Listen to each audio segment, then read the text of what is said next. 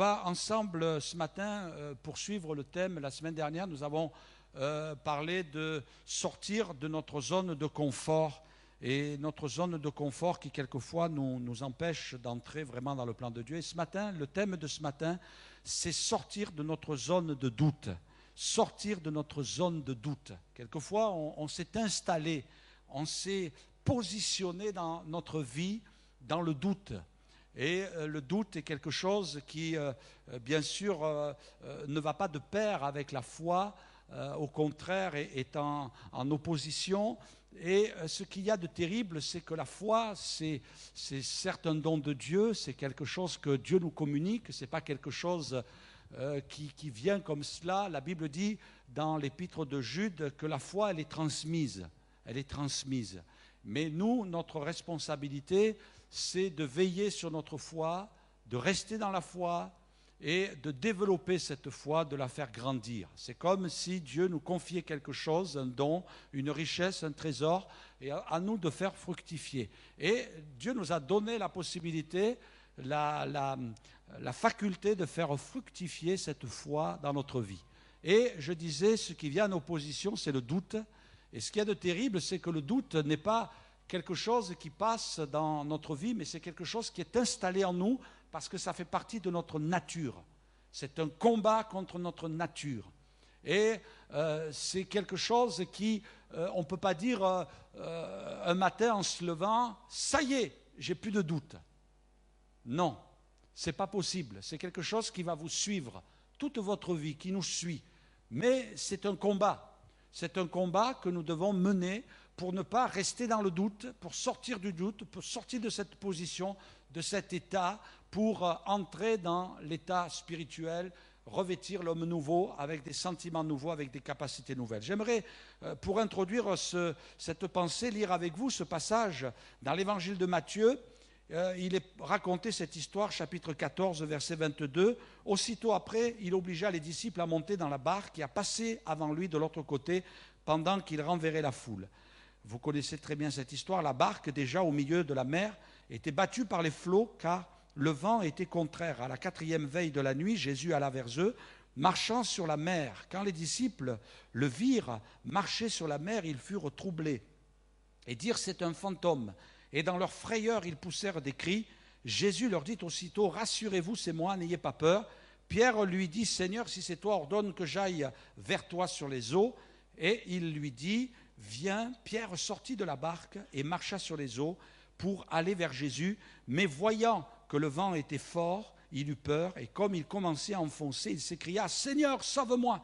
Aussitôt, Jésus étendit la main, le saisit et lui dit « homme de peu de foi, pourquoi as-tu douté ?» Et ils montèrent dans la barque et le vent cessa. Ceux qui étaient dans la barque vinrent se prosterner devant Jésus et dire « tu es véritablement le Fils de Dieu. Amen ». On a vraiment ici la définition imagée, si je puis dire, la définition imagée de la foi, du mécanisme de la foi et du mécanisme du doute qui vont se heurter. Et finalement, on voit aussi le secours de Dieu qui ne fait pas défaut. J'aimerais dire tout de suite qu'il y a vraiment une différence, et quelquefois on ne la fait pas, mais il faut la faire, entre le doute et l'incrédulité. Et nous en reparlerons dans quelques instants. Le doute est une chose, l'incrédulité en est une autre. Même s'il y a des paramètres qui se ressemblent, même s'il y a des frères jumeaux dans la définition, mais c'est quelque chose de différent. Et il nous est dit ici que Pierre a vu Jésus marcher sur les eaux. Je ne reviens pas sur cette histoire que vous connaissez très bien. Et il a dit, Seigneur, si c'est toi, ordonne que j'aille vers toi. Et finalement, il entend la voix de Dieu, la voix de Jésus. Il va enjamber la barque. Il va sortir de sa position finalement parce que s'il y avait bien quelqu'un qui savait que si on marchait sur les eaux, on coulait, c'était Pierre. C'était un pêcheur de métier. Donc il avait l'habitude. Lui, quand il allait pêcher, il ne marchait pas sur les eaux. Il prenait une barque. Hein? Donc c'est tout ce qu'on fait normalement. Et finalement, là, il a voulu vivre une expérience extraordinaire, marcher sur les eaux. Il a marché sur les eaux. Et finalement, on a ici l'image de ce côté surnaturel dans lequel Dieu désire nous conduire. Dieu nous conduit dans des expériences surnaturelles. Amen. On a tous vécu des expériences surnaturelles. Et voyez-vous, on s'aperçoit d'une chose, c'est que notre nature, elle est là. On va, excusez-moi l'expression, j'espère que je vais choquer personne, on va la trimballer toute notre vie. Cette nature humaine. Toute notre vie, on va avoir à lutter contre cela jusqu'à la fin de nos jours. Et finalement, Pierre, qui est en train de vivre une belle expérience, eh bien, à un moment donné, va couler parce qu'il a peur, parce qu'il doute. Et Jésus va lui dire, pourquoi as-tu douté? Mais voyez-vous, ce qu'il y a d'extraordinaire, c'est que le Seigneur compose avec le doute. Il y a des chrétiens, quelquefois, qui, eux, ne composent pas avec le doute. Ils culpabilisent d'avoir le doute. Il ne faut pas culpabiliser. Il ne faut pas se dire, je ne suis pas un bon chrétien parce que j'ai des doutes. Non, non. Si tu as des doutes, c'est que tu es tout à fait normal. Jésus aurait pu dire à Pierre, tu as douté, eh bien vas-y, coule. Il aurait pu faire ça. Écoute, tu as dit de venir vers moi, tu as marché sur le... Pourquoi tu as douté? Alors maintenant tu coules, parce que comme tu as douté, tu coules. Si le Seigneur faisait ça avec nous, chaque fois qu'on doute et qu'il nous laisse couler, eh bien je vous dis, des tasses, on en aurait pu quelques-unes. Hein. Qu'est-ce que vous en pensez? Mais, voyez-vous, le bon réflexe, et là on a l'attitude qui convient et qui plaît au Seigneur, c'est que dans le doute, finalement, il reste toujours un peu de foi, parce que Pierre, il ne va pas dire « Hé les gars, envoyez-moi une bouée !» Il aurait pu. Il aurait pu. « Envoyez-moi une corde !» Non, non, non, non. Il doute, mais il est encore dans la foi. Ah, c'est vrai, c'est un peu paradoxal. Pourquoi? Parce qu'il va crier à Jésus. Moi, je ne sais pas vous, mais quand je doute, souvent, mon premier réflexe, c'est de chercher des appuis humains.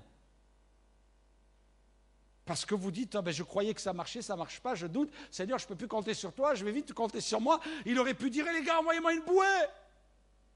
Et les gars, ramez, venez me chercher. Jetez-moi un filet, faites ce que vous voulez. Jetez Jean pour qu'il vienne me chercher. Faites ce que vous voulez, mais secourez-moi. Non, il a crié à Jésus. Donc il avait encore la foi, même s'il doutait. Et Jésus l'a relevé. Jésus n'a pas dit, bon allez, je vais te laisser un petit peu tremper là, dans le bouillon. Hein? Allez, allez, allez, souffre un petit peu là, que tu retiennes un peu la leçon. Allez, Pierre, hein, Pierre, tu es toujours en train de la ramener là. Hein? Allez, cool, cool, cool, cool. Enfin, cool, pas cool, mais cool. C'est pas la même chose.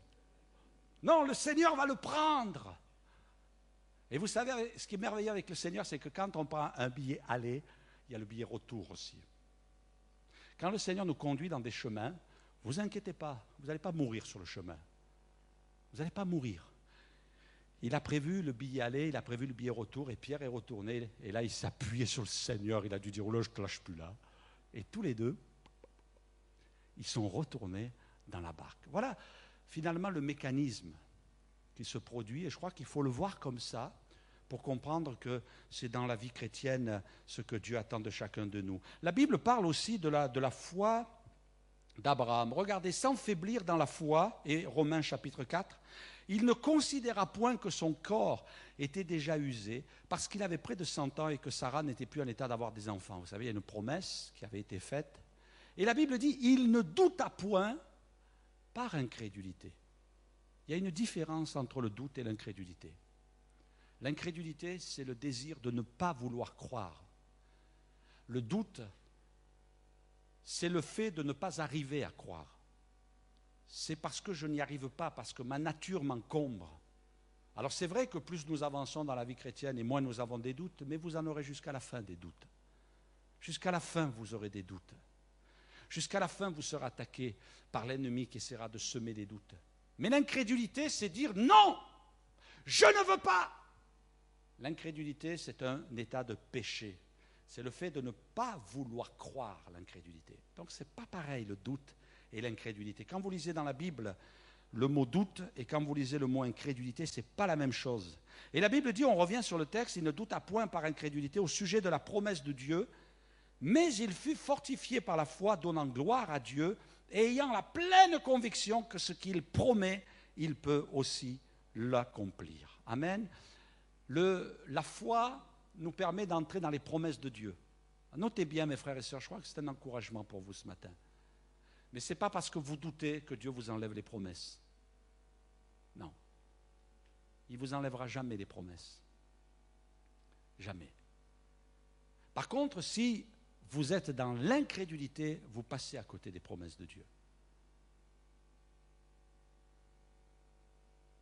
Mais le doute ne vous fera pas passer à côté du plan de Dieu. Ce que Dieu a promis, il va l'accomplir dans votre vie. Et c'est vrai que quelquefois, nous avons des promesses qui nous ont été faites. Et ces promesses, on les traîne depuis des années, des années, des années. Mais ce qui nous fait passer à côté des promesses de Dieu, c'est l'incrédulité. Et quelquefois, on peut voir tout ce que Dieu nous a promis s'évanouir parce qu'on est dans un état de péché. Là, ce n'est pas la même chose. Abraham a essayé de combiner, vous connaissez l'histoire, Dieu lui avait promis un fils et finalement il va regarder son serviteur et il va dire c'est lui, Dieu lui dit non, ensuite il va concevoir un enfant de sa servante et il va dire c'est lui et Dieu lui dit non, il a finalement été dans le doute mais il n'a pas été dans l'incrédulité. Et je crois que Dieu veut que nous puissions penser à cela et nous maintenir confiants en lui, nous appuyant sur lui. La parole de Dieu, quelqu'un disait, je voudrais vous lire ce commentaire de Hall, qui écrivait « L'incrédulité déshonore Dieu. Elle déclare « Dieu ne peut accomplir la promesse qu'il a faite. L'incrédulité est la racine de tous les péchés. C'est pourquoi la foi est si importante et si nécessaire aux yeux de Dieu. Voilà pourquoi aussi l'homme est justifié par la foi seule. » Un jour, les disciples ont prié, ils ont dit « Seigneur, augmente-nous la foi. » Amen. Augmente-nous la foi. Seigneur, on a envie de grandir dans la foi. Et le Seigneur veut augmenter.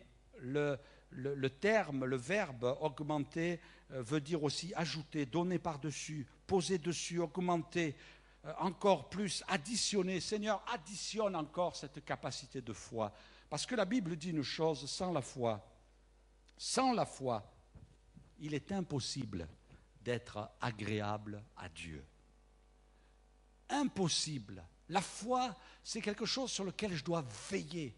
Parce que la Bible dit qu'il y a des gens qui ont fait naufrage dans la vie chrétienne parce qu'ils ont fait naufrage par rapport à la foi. Parce qu'ils n'ont pas veillé sur leur foi. S'il y a bien quelque chose sur lequel nous devons veiller, c'est notre foi. Dans quel état est notre foi? La foi, c'est bien au-dessus de nos croyances. La foi, c'est bien au-dessus de nos expériences. On peut faire des expériences sans la foi. Ça vous surprend peut-être, mais c'est comme ça, parce que Dieu honore sa parole. Il y a des gens qui ont été bénis, il y a des gens qui ont été guéris, il y a des gens qui ont été délivrés, il y a des gens qui ont vécu de belles expériences. Ils n'avaient pas la foi.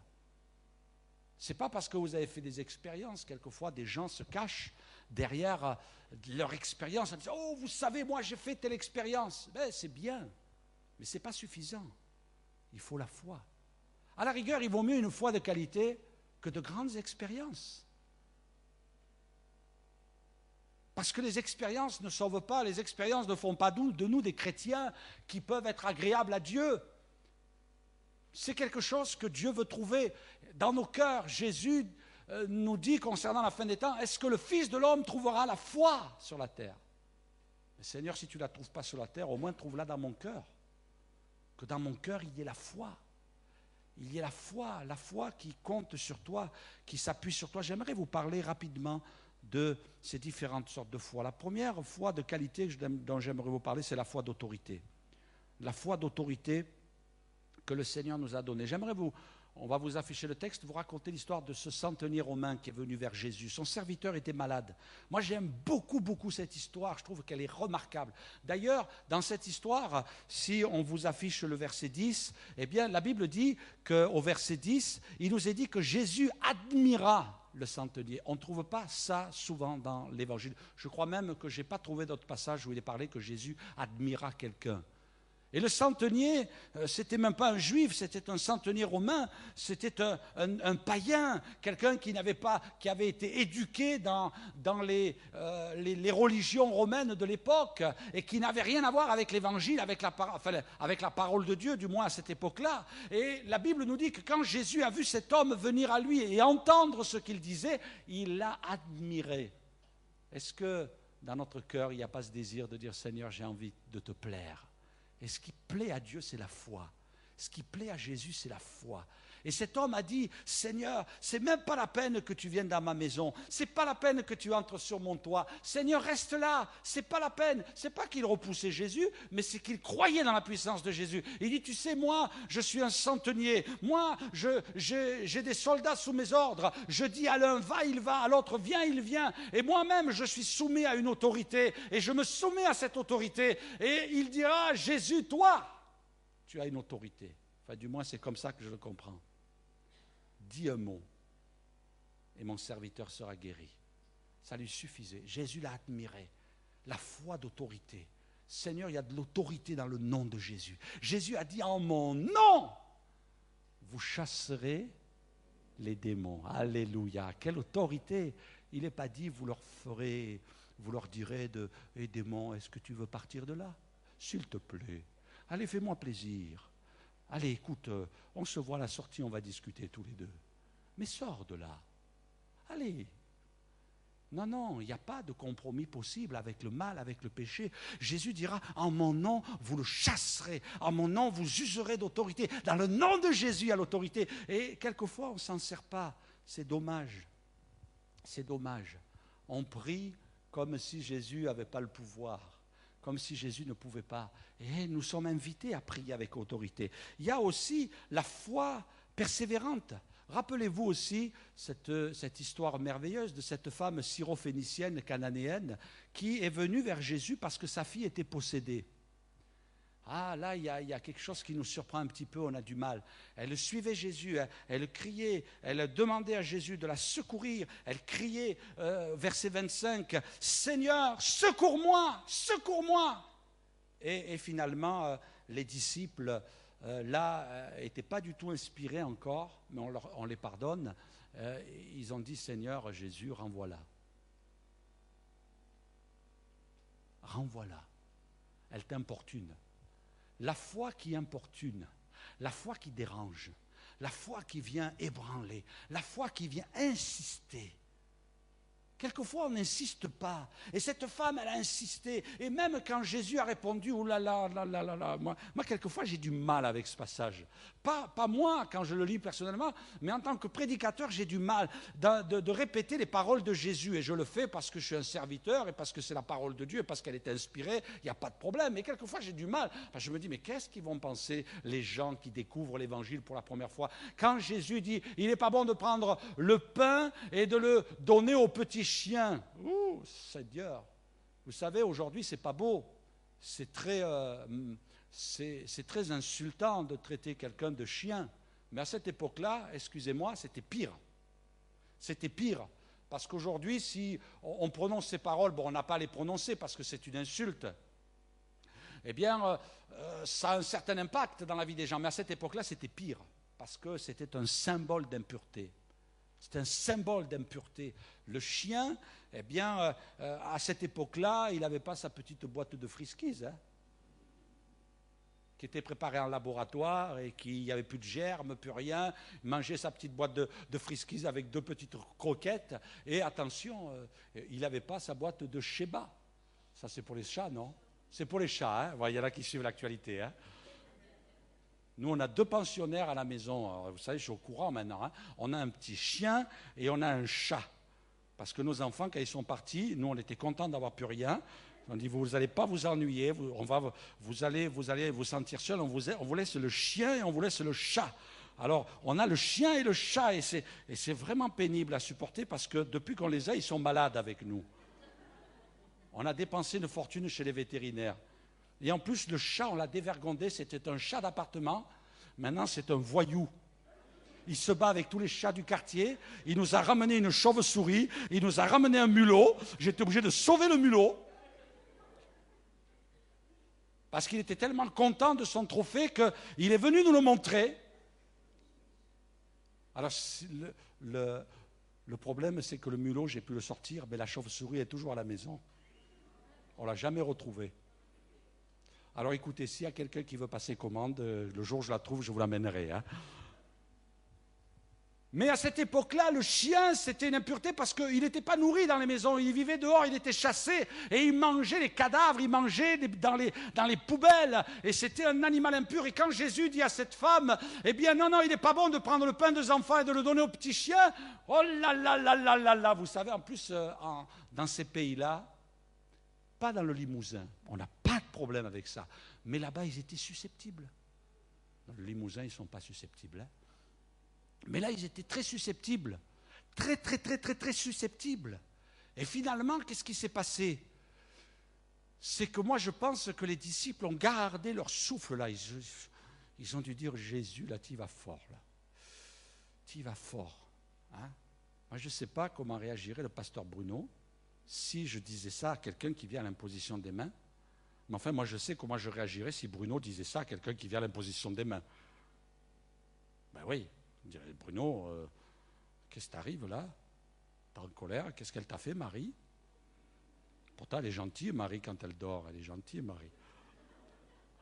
Oh, écoute, un petit clin d'œil à moi aussi. Hein? Non, non, il n'y aurait pas de souci. Hein? Mais Jésus dit ces paroles. Et cette femme, au lieu de baisser la tête et de dire, il m'a vexé celui-là, tu vas voir, je vais te garder un chien de ma chienne. Non, elle insiste. Elle insiste. Elle insiste. Elle dit non, Jésus. Mais même, cette femme a une révélation parce qu'elle dit, si le pain tombe de la table des enfants, quelques miettes, c'est bon, Seigneur. Ça me suffit. C'est vrai que je ne suis pas digne. C'est vrai que je ne méritais pas. C'est vrai que je suis une païenne. C'est vrai quelque part, moi je le conçois comme ça, c'est vrai quelque part que si ma fille elle est possédée, c'est parce que dans ma culture on trafique avec les démons, avec les faux dieux, et elle est possédée parce que chez moi je faisais de la sorcellerie, je faisais de l'idolâtrie, et finalement c'est vrai que je suis un petit chien, c'est vrai que je suis dans l'impureté, c'est vrai que j'offre des sacrifices à mes dieux, parce qu'elle n'était pas juive, elle pouvait se permettre du moins, c'était comme ça dans sa culture, elle offrait à des divinités. Et vous savez, on n'est pas possédé comme ça. Ça ne tombe pas dessus un matin, hop, il y a un démon qui vous est rentré dedans. Non, ça vient, un démon vient quand on lui ouvre l'accès, quand on lui donne l'occasion de rentrer à l'intérieur de nous. Et voyez-vous, sûrement qu'elle était possédée parce qu'il y avait eu du trafic dans la maison. Et cette femme, elle finit par capituler, mais elle insiste. Elle dit, Seigneur, une petite miette de ta part. Si le peuple d'Israël pousse le pain, s'il dit, moi, du pain, j'en veux pas. Si le peuple d'Israël, Jésus te rejette, et ils disent, non, le pain de vie, on n'en veut pas. Eh bien, Seigneur, comme il te repousse, comme Israël te rejette, Seigneur, il y a des miettes qui tombent et quelque part c'est pour les nations. Elle voyait des miettes. Mais quelque temps après, ce n'était plus des miettes qui allaient être données aux nations, c'est vraiment le pain. Alléluia. Elle a eu une révélation. Elle n'était pas si bête, la petite dame. Hein? Elle n'était pas si à côté de la plaque, la petite dame. Elle a dépassé. Et la Bible nous dit que Jésus a été émerveillé. Et il dira même, il dira à cette femme, ta foi est grande. La foi, la grandeur de notre foi se mesure aussi à notre insistance. Est-ce que tu insistes dans ta vie chrétienne? Est-ce que quelquefois tu dis, allez, c'est un combat, c'est un défi, je vais le mener? On est dans le siècle où tout doit aller vite. Alors je ne sais pas si les anges sont parés d'électrofusées pour aller plus vite dans le ciel, parce qu'il faut vite répondre aujourd'hui quand un chrétien prie. Waouh! Alors il faut un ange avec des fusées derrière pour qu'il aille vite au ciel et des fusées pour qu'il descende vite sur la terre. D'ailleurs, il y a des accidents, c'est pour ça qu'il y a des cratères. Parce qu'il y en a, ils n'arrivent pas à mesurer. C'est mon délire, là.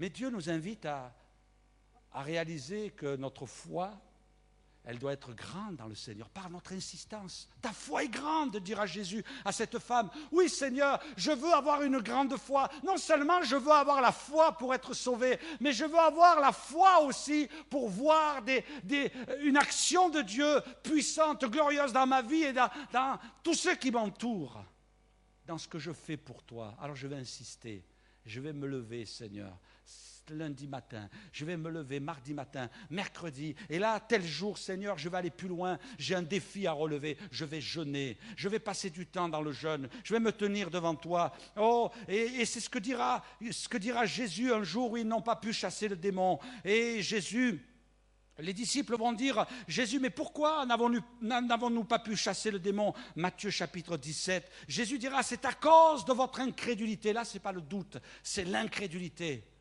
On ne veut pas croire. Et finalement, Jésus va leur dire aussi de passer du temps dans le jeûne et la prière, mais il va leur dire, si vous aviez de la foi comme un grain de sénévé, vous diriez à cette montagne, transporte-toi d'ici, là, et elle se transporterait et rien ne vous serait impossible. Mais cette sorte de démon ne sort que par le jeûne et la prière, parce que dans la prière, parce que dans le jeûne, je suis renouvelé dans la foi. Parce que dans la prière et dans le jeûne, je vais lutter contre l'incrédulité. Je crois que c'est quelque chose qui nous attend dans le ciel et que nous allons devoir confronter devant la face de Dieu, le résultat de nos doutes et de notre incrédulité. Et je crois que finalement, il n'y a pas eu d'insistance en eux quand ils ont prié pour le démon. Il n'y a pas eu d'insistance, il n'y a pas eu de persévérance. Mais Dieu nous invite à combattre. Quelqu'un disait, si par la foi tu ne peux pas déplacer les montagnes, ne te décourage pas, essaie de les gravir. Essaie de les gravir.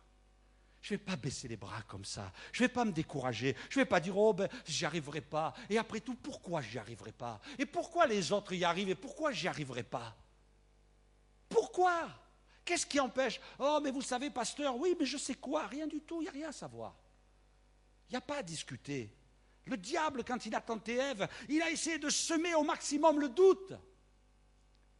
Ouais, mais ça ne suffit pas, ce que Dieu vous a promis, vous ne serez pas heureux et vous ne serez pas épanoui et ça ne sera pas assez convenable. Après tout, voilà, moi j'ai une proposition à vous faire. Regardez le fruit là, ça va être super. Les raccourcis, mais les raccourcis du diable, c'est toujours pour nous amener à une chute spirituelle. Seigneur, je veux compter sur toi, même s'il faut attendre. Je vais compter sur toi. Il y a la foi qui est éprouvée aussi. Il est marqué dans Hébreux, c'est par la foi qu'Abraham offrit Isaac lorsqu'il fut mis à l'épreuve et qu'il offrit son fils unique, lui qui avait reçu les promesses, l'épreuve de la foi. Dieu lui donne un fils, le fils de la promesse, qui est tout un symbole, et Dieu lui dit, tu vas me l'offrir en sacrifice. Waouh, Seigneur, je ne comprends plus rien là. Oui. C'est vrai, on a parlé de notre frère Élou et de son épouse, Wivine. On peut se dire, est-ce qu'on peut afficher ce texte? C'est par la foi qu'il offrit Isaac. On peut se dire, mais on ne comprend pas là. On ne comprend pas. Mes frères et sœurs, et moi, c'est ce que j'ai dit aux parents quand ce petit est décédé. Je dis, on ne comprend pas. Notre rôle à nous, c'est de prier. Nous avons prié avec le pasteur Bruno. On ne comprend pas, mais la foi, elle nous permet aussi d'accepter ce qu'on ne comprend pas. C'est ça la foi. Il a été mis à l'épreuve. Je ne comprends pas. Et si on ne réagit pas comme ça, on sombre dans la révolte. On sombre dans la colère. Abraham aurait pu se mettre en colère, mais il ne s'est pas mis en colère. Moi, je suis sûr qu'il y a eu un combat. Je suis sûr qu'il y a eu une lutte. Je suis sûr, mes frères et sœurs, que dans votre vie, il y a des combats et il y a des pourquoi. Pourquoi je vis ça? Pourquoi je passe par là? Pourquoi je passe par ces souffrances? Pourquoi je subis ces injustices? Pourquoi est-ce que j'ai fait telle expérience? Pourquoi, Jésus, je t'ai prié? Abraham avait une promesse de Dieu. Pourquoi? Et là, il aurait pu dire pourquoi. Mais la foi nous permet d'accepter quand nous sommes éprouvés. Elle nous permet de dire, Seigneur, oui, en fait, je te fais monter mon pourquoi, mais j'accepte. C'est ça la foi. Je ne sais pas pourquoi, mais j'accepte. J'accepte, Seigneur, ce qu'est ma vie. J'accepte ce que je vis. Est-ce que ta parole dit la vérité quand elle dit « Toutes choses concourent au bien de ceux qui aiment Dieu et de ceux qui sont appelés selon son dessein » ? Je rencontre trop souvent des chrétiens qui me disent « Pasteur, regardez, on prie et ça ne se passe pas. Pasteur, regardez, il n'y a pas de résultat ou il n'y en a pas beaucoup. » Alors c'est vrai qu'on est tous là à se dire « Mais pourquoi on ne vit pas tout à fait les actes des apôtres et des évangiles ?» Mais je pense qu'on n'est pas les seuls chrétiens au monde à se poser ces questions. Vous savez, Pasteur Bruno peut en témoigner aussi. On a tourné dans quelques pays, on est allé prêcher l'évangile dans notre pays. Et vous savez, quand nous on arrive, on est content de voir là ce qui se passe. Mais je m'aperçois finalement, moi, d'une chose, sans avoir un œil critique et du négatif, qu'ils ont leur combat aussi. Ils ont leur combat, ils ont leur souffrance, ils ont leurs difficultés. Ce n'est pas les mêmes choses, c'est différent. Il y a de belles choses qui se passent, mais ça se passe peut-être un peu plus vite, un peu plus mieux. Peut-être que les gens dans d'autres pays réagissent plus vite à l'évangile qu'en France. Mais quelque part, au fond de nous, on sent l'appel de Dieu qui nous dit, eh bien, même si tu ne comprends pas, fais-le. Vas-y. C'est vrai qu'on aimerait marcher dans Canaan, mais on marche dans le désert en France. Ce n'est pas évident, mais on tient bon. On va en sauver quelques-uns. On va en baptiser quelques-uns. Hein? On va encore en voir se tourner vers Dieu cette année. On va voir encore des miracles. Je ne sais pas vous comment vous démarrez l'année. Moi, je démarre avec un flot de défis. Ça vous ferait peut-être peur de voir tous ces défis. Et c'est vrai que le soir, quand j'y pense, je prends vite le bras de ma femme en disant « Chérie, tu m'aimes, j'ai un petit peu besoin d'amour ce soir. » Parce que ce n'est pas évident, ce n'est pas facile. Mais Dieu veut nous voir en action, c'est vrai. Seigneur, je ne vais pas me décourager. Oh, la Bible dit, sachant que l'épreuve de votre foi produit la patience. Et la Bible dit dans l'épître de Pierre, l'épreuve de votre foi est plus précieuse que l'or périssable. Et je voudrais terminer en parlant de la foi qui donne gloire à Dieu.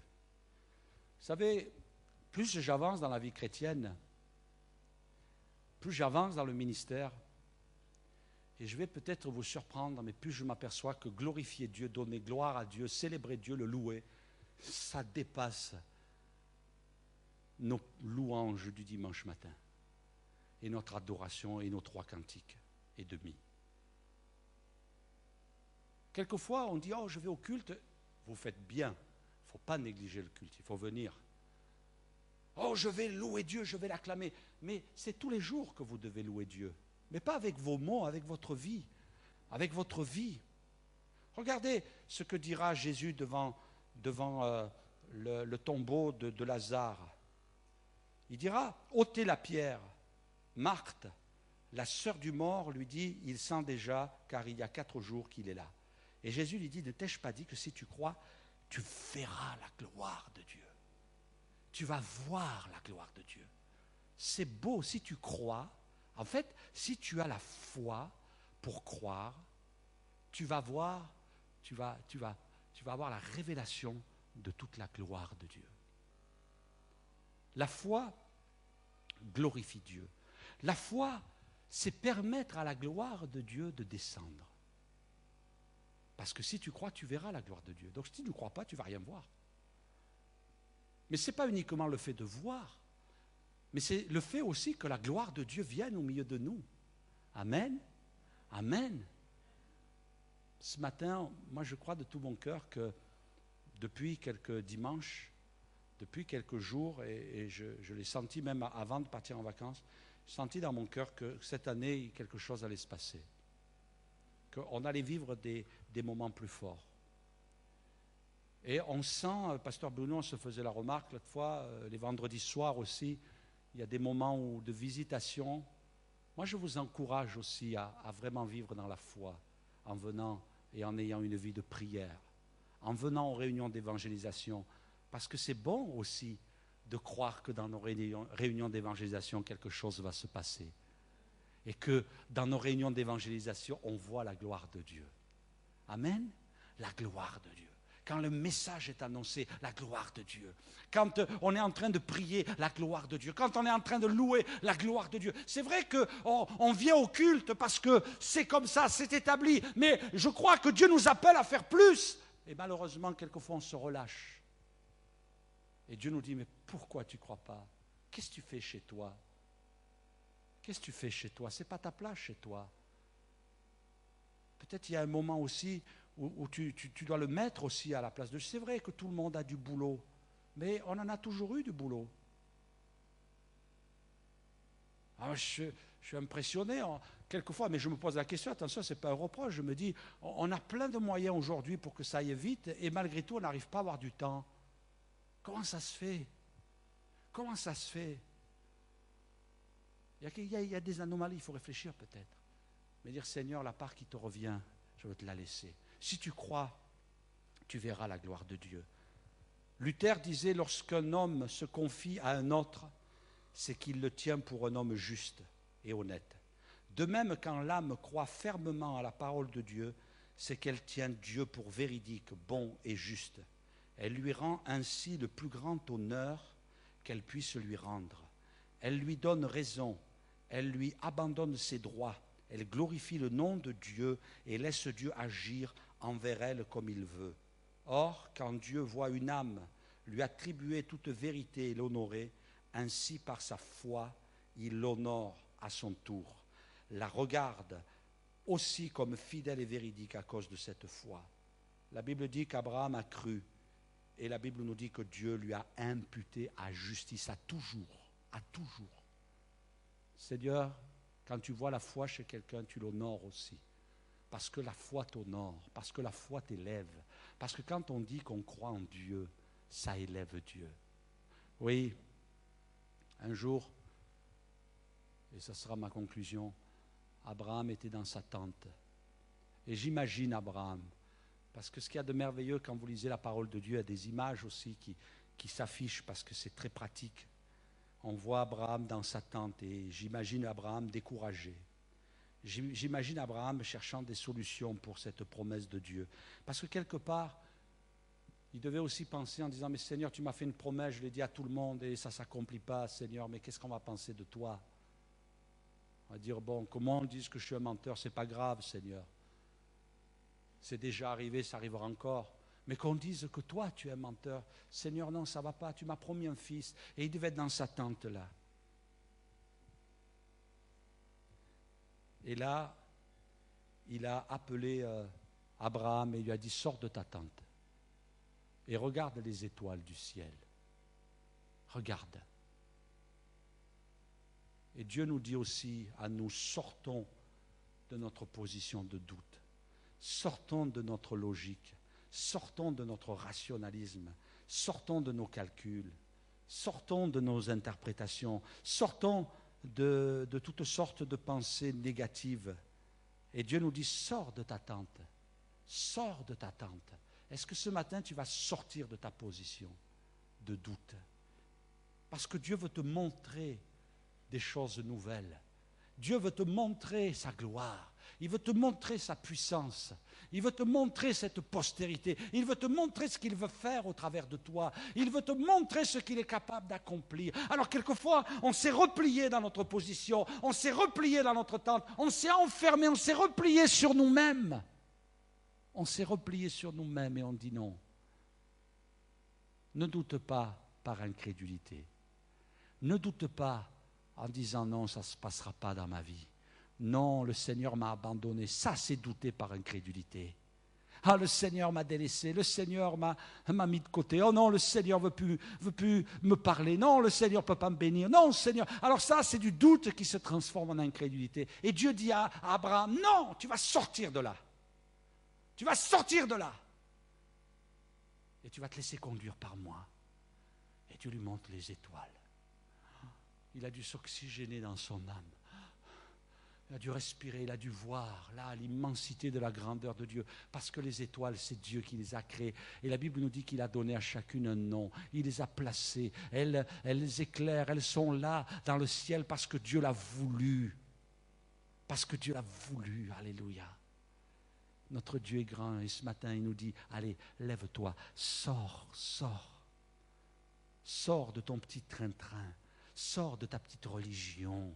Sors de tes petites prières du matin, là, juste après le café. Sors de là et entre dans une nouvelle dimension. Parce que moi, je veux te conduire dans quelque chose de nouveau, dans de nouvelles expériences, dans une nouvelle relation, dans une nouvelle communion avec moi. Tu vas voir les choses. Oh, si tu savais ce que je vais te donner. Le Seigneur nous dit ce matin, sors. Seigneur, viens m'aider. Je voudrais qu'on ferme nos yeux quelques instants, qu'on puisse prier. Seigneur, ce matin, augmente ma foi. Ce matin, ça peut être ta prière, Seigneur. Comme tu as conduit dehors Abraham, conduis-moi dehors aussi. Comme tu as fait sortir Pierre de la barque, fais-moi sortir de ma zone de doute, Seigneur. Et fais-moi entrer dans le surnaturel. Fais-moi entrer dans le divin. Donne-moi une révélation nouvelle de ta personne. J'en ai tellement besoin, Seigneur. Tellement besoin, Seigneur. Tellement besoin ce matin. Alléluia. Alléluia. On va bénir le Seigneur ce matin. Alléluia. Et proclamer sa victoire dans notre vie. Alléluia. Seigneur, nous te bénissons. Nous te louons parce que tu fais ton œuvre ce matin. Seigneur, pardonne-nous si quelquefois nos doutes sont devenus de l'incrédulité. Nous ne voulons pas annuler tes promesses dans nos vies, Seigneur. Ne voulons pas, Seigneur, laisser le péché entrer dans notre vie. Aide-nous, Seigneur, à croire. Aide-nous à dépendre de toi. Aide-nous à compter sur toi, Seigneur. Je te prie de bénir ton peuple, de bénir nos vies, Seigneur. De bénir ton Église, Seigneur. Alléluia. De te glorifier, de te manifester puissamment, Seigneur. Au nom de Jésus, Seigneur, que chacun ce matin soit béni de ta part. Oh, que la grâce de Dieu soit là, qu'il y ait des résultats de notre foi, Seigneur. Que notre foi soit marquée, qu'il y ait une action de Dieu dans nos vies, au nom de Jésus. Amen. Amen. Gloire à Dieu.